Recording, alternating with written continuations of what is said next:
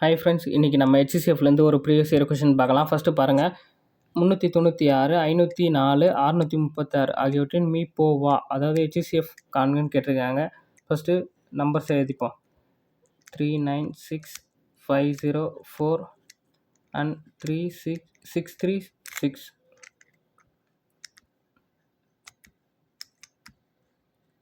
ஓகேங்களா?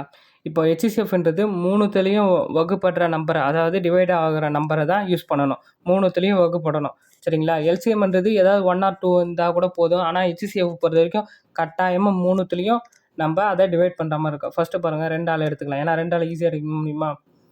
1 2 மீதி 1 9 2 18 மீதி 1 8 2 16. ஓகேங்களா?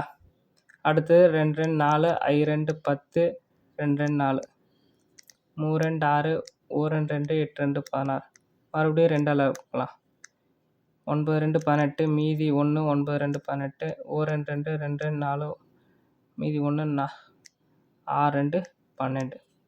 அடுத்தது 1 2 மீதி 1 I 2 10 1 9 2 18. அடுத்தது பாருங்கள், 3 வகுக்கலாமா? 1 3 3 3 9 3 3 9 4 3 12 2 3 6 I 3 15 3 3 9.